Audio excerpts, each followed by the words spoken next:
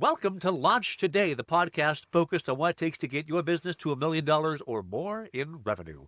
From marketing tactics to incredible guest interviews, we focus on behind-the-scenes insight from masters in their field.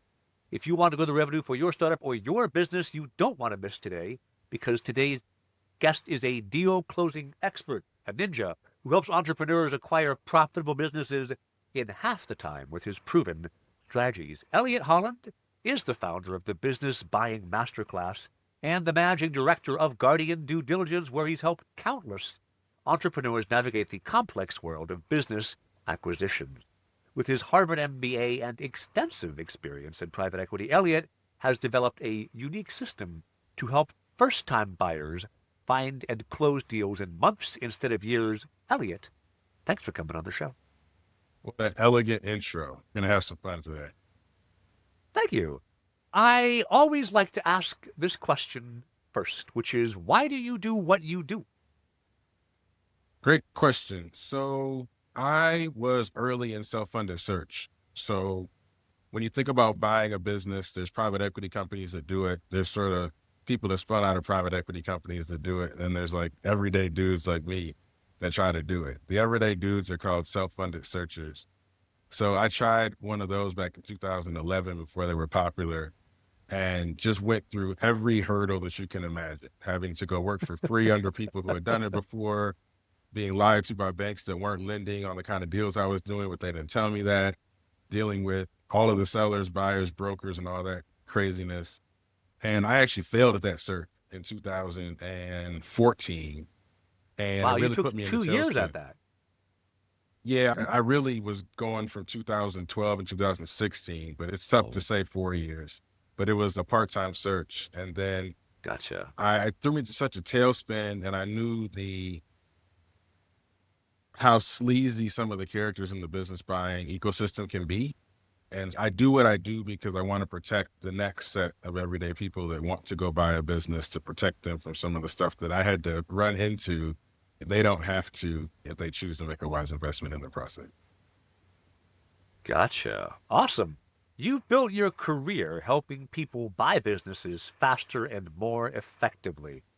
When did you realize that most entrepreneurs weren't doing this right?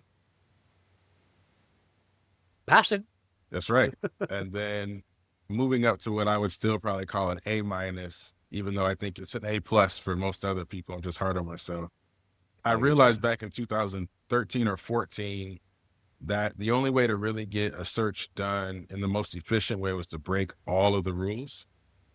And when I realized that, it became a lot easier to get things done. A lot of things that were challenging became less. My engineering mind from undergrad came into play a lot more.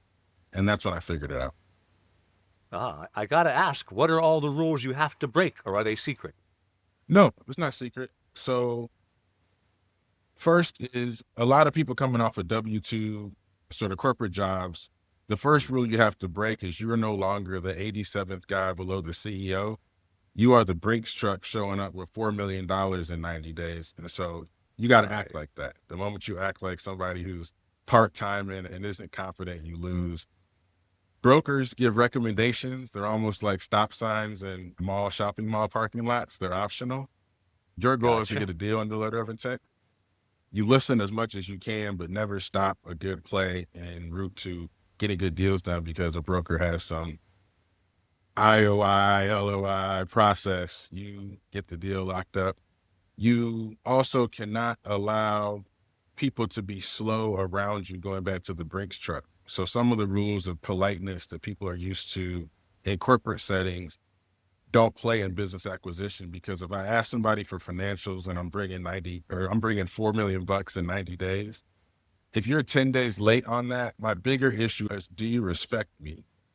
And so I actually have to have an issue around that time, not because I can't wait another week for like process-based PMO reasons, but because if you're not listening to me, everything else I have to do in this process is going to be harder. And I need you to understand that I'm not waiting anymore, just like you're not going to wait for that check. So those are 3 examples of rules you got to break, and there's dozens more. Gotcha. So you rated yourself at F minus and then C minus and now A minus. What were the mistakes you were making at F minus that you've corrected since? Waiting on other people. So when you Okay. first get started looking at deals, everybody goes to the McDonald's to buying a business, biz buy sell, and then you get your hamburger, cheeseburger, and fries, and you send 3 inquiries on deals that you spent hours scouring because you wanted 28 different criteria to be true and all of that to be stated in the posting on biz buy sell. And then you sit there, you put the information in the system, you submit, and then you're like,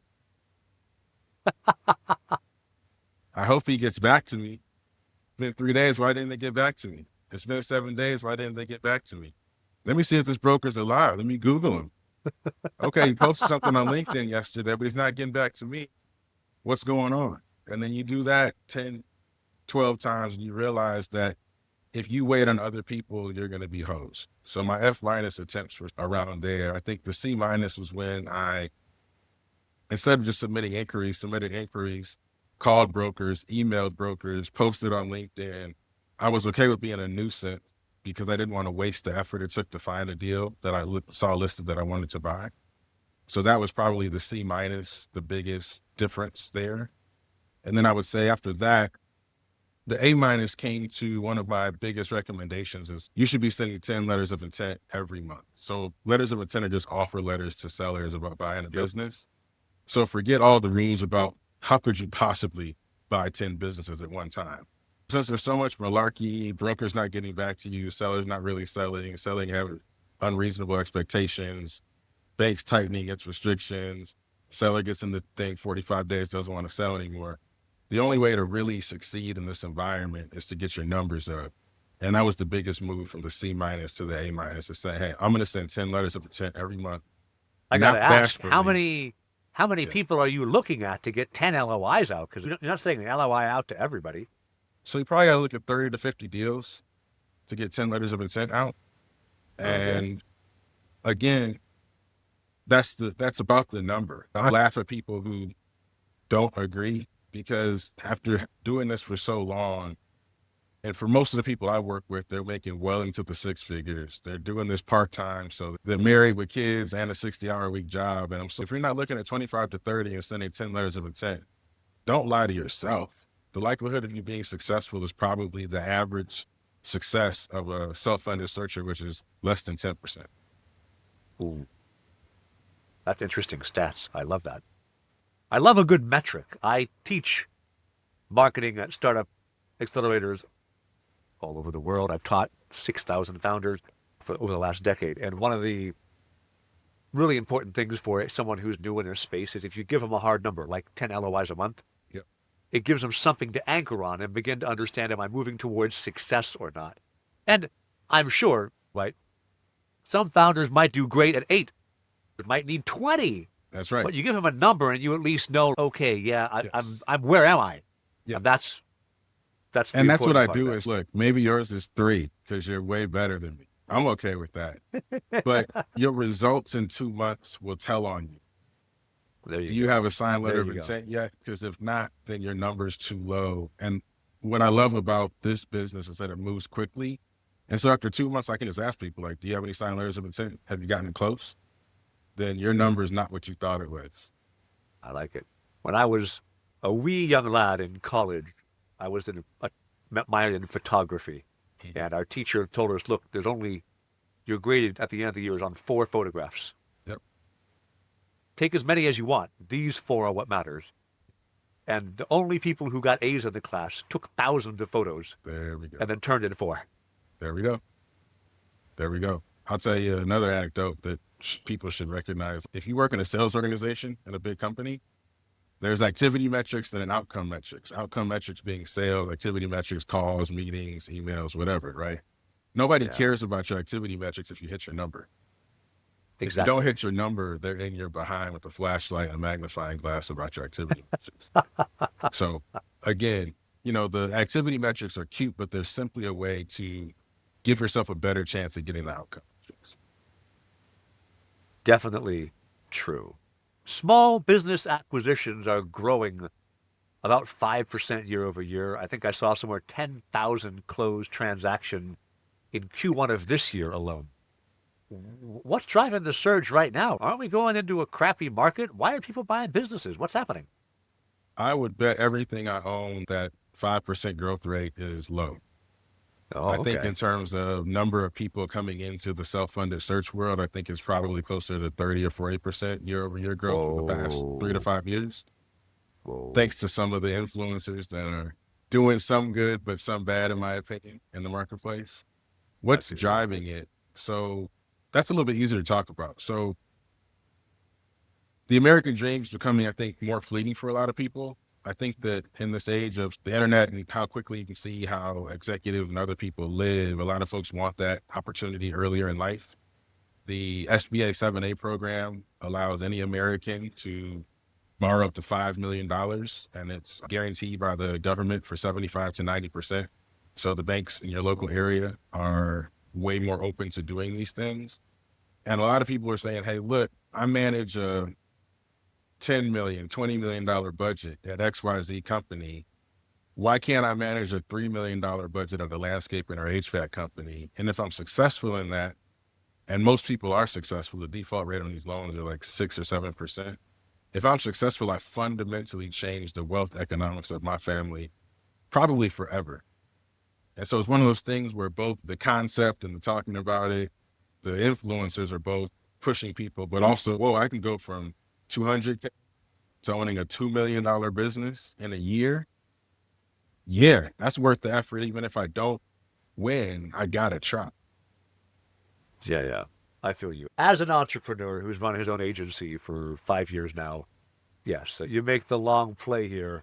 I mean, now Yes. I've got my little 9 employees. We're growing year over year. It's fine. Would it have been faster to buy, I don't know, a landscaping business and done that? Maybe. Yeah, I don't know, man. But you can look at me. You're like, that man is very clearly a nerd. I don't want to be outside working on the landscaping company. Well, you got So, green on, so you could pass for probably an hour or two.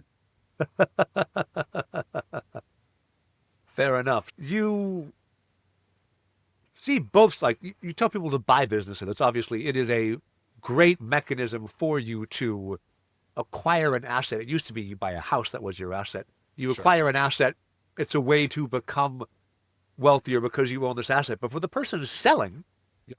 this is when they cash out, right? This is when they finally make their asset, their labor into a fungible money Yes. to do something else with. How do you know when it is the right time to sell your business? What are the signs for an entrepreneur to know I should finally look at doing this? So a couple things. If you're thinking you're about 5 years away from wanting to be done with the business, now is the time to try to sell. There's going to be some transition period that you're going to have to give the buyer.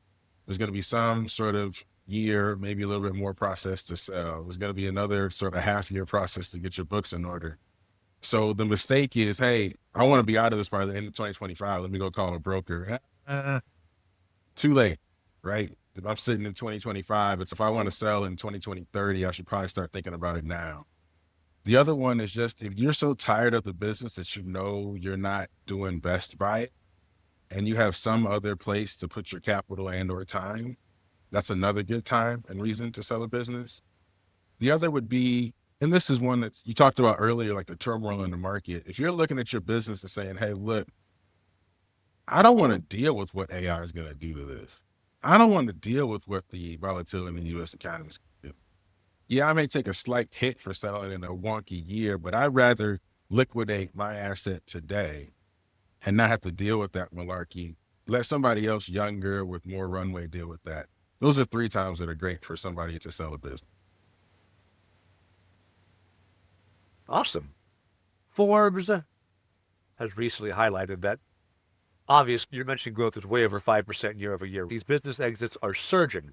There's, of course, I forget what they call it in this space, like the gray wave, all these boomers who are going, Silver tsunami. I'm out. Yep.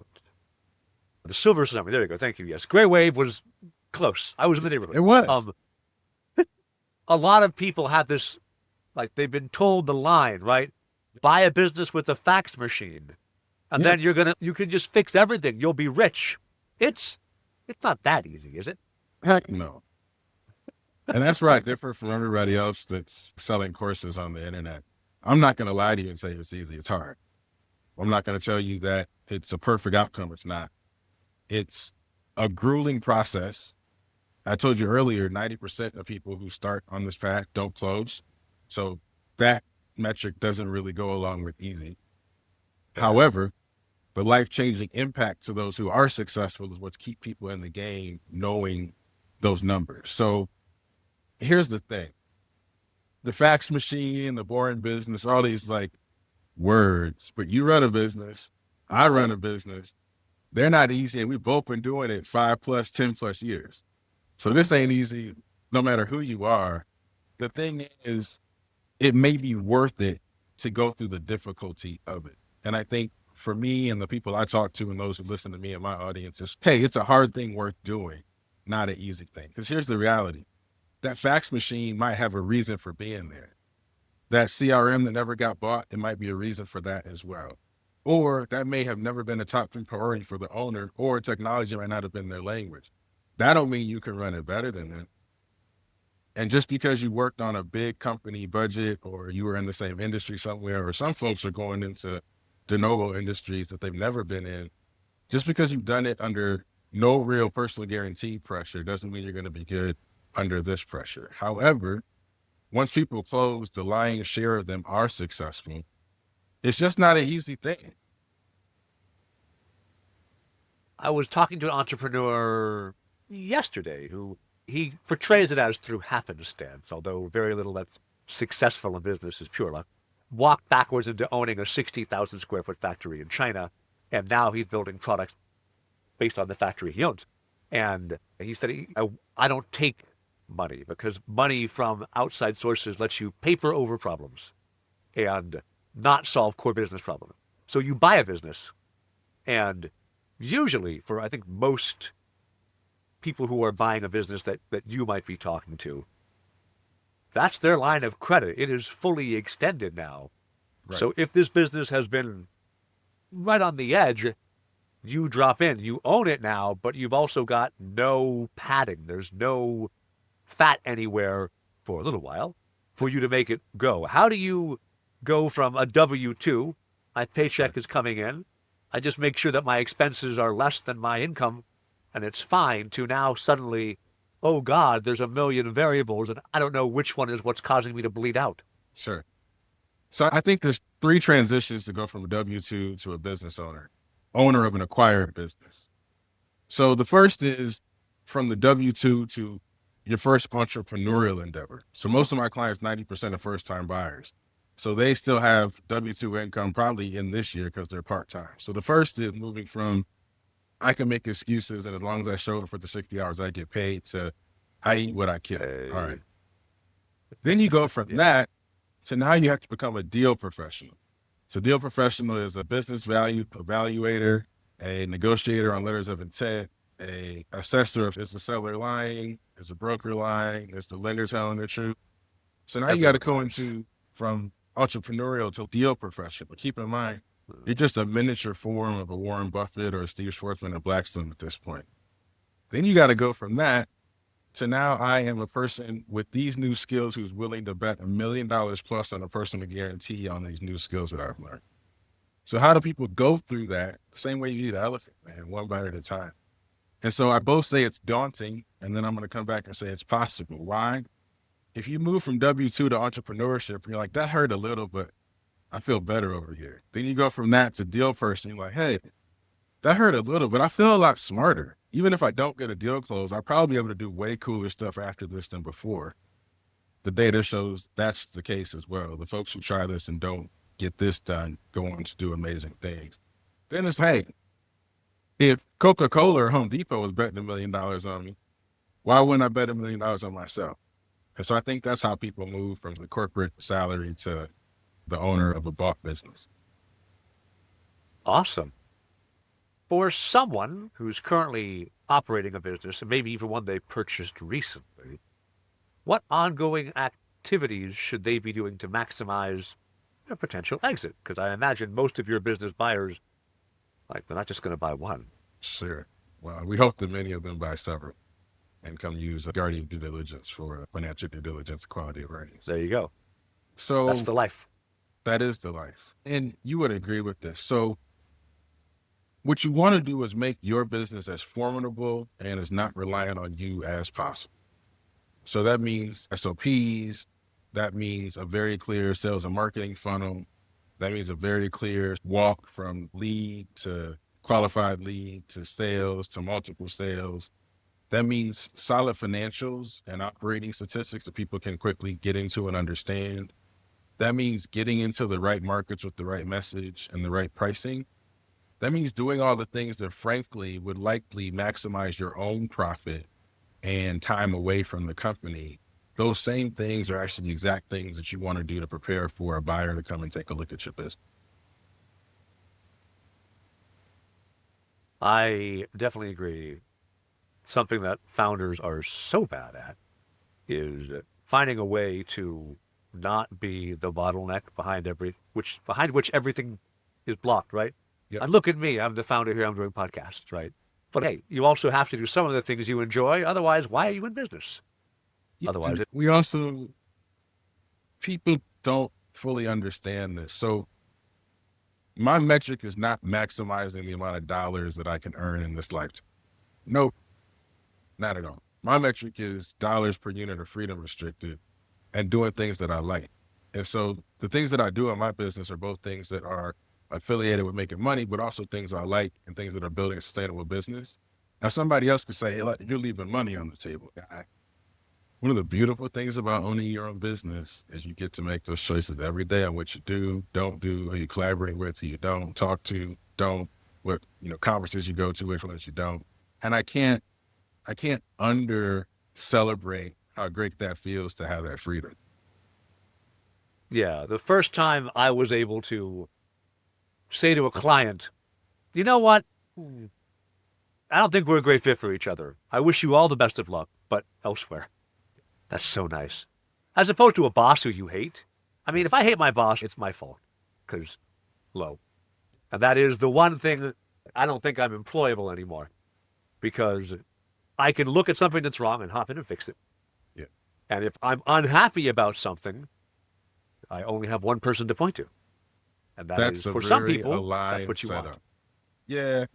And again, you earn that by delivering for clients every single day. So folks will walk up and say, oh, Elliot, look at what you built, man. You're so lucky. I'm like, do you know how my clients put foot in my behind and how I work around the clock sometimes to make sure that they're solid? You earn the right to have the flexibility. And that's what's, I think, fundamentally different between working a job where, okay, you have no control over your boss or your coworkers, but you also don't have much downside. This, you have to own the downside, but you earn the love and appreciation of the customers, and all of a sudden, they start giving you the freedoms that you desire. It's a really cool circular thing in my mind. Yeah. For a while, my job title on LinkedIn was Chief Cook and Bottle Washer. Well done. Because in the end, as CEO, everything that goes wrong is your fault, and everything that goes right, if you're good at it, you should be giving to your team and saying, look at what you did. Yeah. So you end up being just every unsolved thing is your thing to do. You, in your background, have been, I think, yourself quite the chief cook and bottle washer, right? Going from engineering at Georgia Tech and Morehouse to Harvard Business School, and now you teach business acquisition. What of all those roles is the one that did the most to set you on the path you're on now? Yeah. So I've done a couple of crazy things in my career as evaluated by my fancy Harvard Business School friends or anybody who doesn't understand going backwards sometimes to go forward. So I got this fancy, shiny job in private equity after business school. Shines, bright. So I went and worked the job, and I realized that owning the equity was the seat I wanted to be in, not working for somebody else who represented somebody else's equity. And so I quit that shiny job to go work for free for a person who had been buying businesses independently. Wow. And then I funded that by doing a job at a software company called Workday. So I was juggling both at the same time. But the mentor of mine who I was working under for free just taught me so freaking much, because it wasn't like big partner, little partner. He did the complicated stuff and I was just the analyst. He set it up where that I had to learn everything at his level. And that was the expectation. So he was an MBA JD. So I'm writing legal docs, reading legal docs.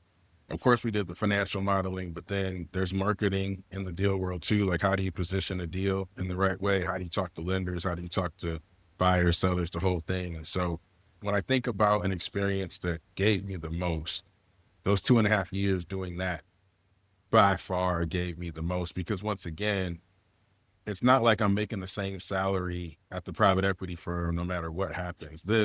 If I get a deal done, I make a lot of money. If I do everything that's required to get a deal done and don't get it closed, not only do I not make money, but I probably spent 20 to 40 grand en route to getting there. So the incentives hit you quite quickly. Yeah, that's quick. That's a quick slap. Hey, you got it wrong. And by the way, your pocketbook built it. That's entrepreneurship, right? Definitely my agency in 2022, we did 770K. And then in 2023, we did 180.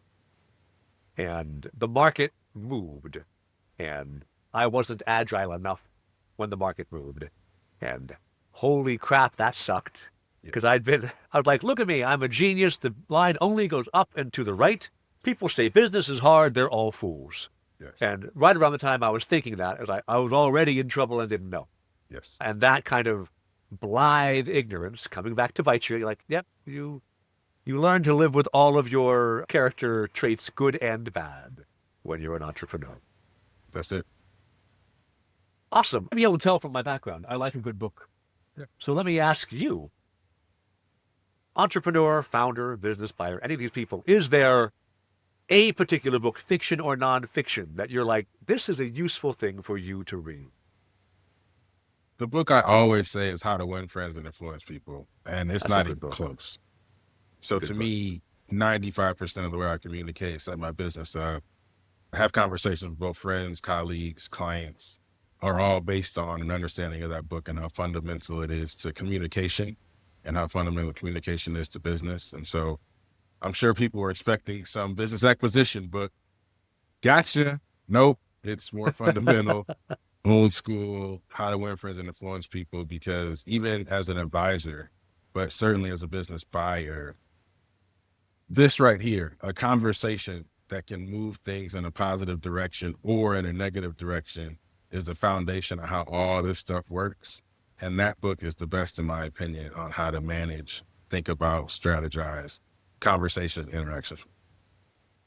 It's real good. I think maybe 2 or 3 podcast episodes ago, exactly that book, when someone else was mentioning they had a book they were recommending for a business that was old, like 100 years old. I'm like, yeah, that's 80 years old coming up on. It's been a while. But people are still people, oddly.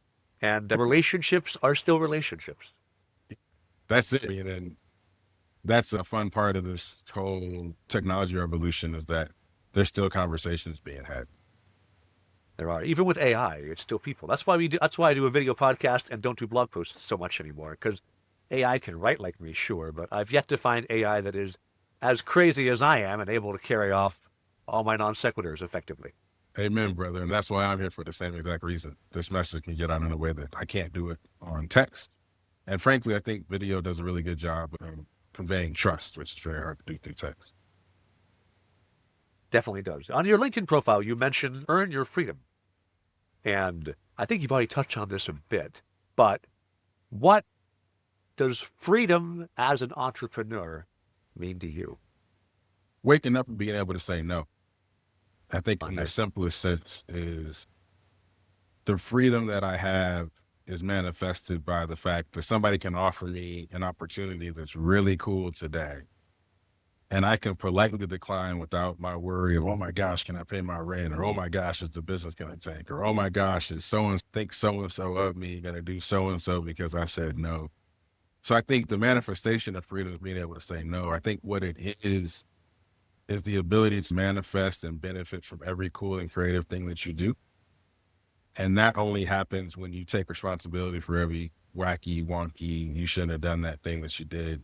And when you're playing your hand and winning what you win and losing what you lose, I think that's the everyday sort of functional process of freedom. And I think you have it when you're like, that was a really good opportunity, and I said no. I feel you. There are definitely, just because time, but also interest, Like I mentioned, I interviewed Nick Huber, I think a month ago, and he's the sweaty startup guy. And I'm just like, cool, love to talk to you, smart dude. Don't want a sweaty startup. Never would. It's not for me. Oh, grew up liking books. Want to sit in my office. Do that instead. Awesome. Okay, so I really appreciate your time today. I think you've had some really great answers to these questions. You're the first person I believe I've interviewed who's an expert in specifically buying and selling businesses. And I think that's a great perspective to bring on the show. So thank you, Elliot. Awesome. So glad to be here, man. Thanks for inviting me.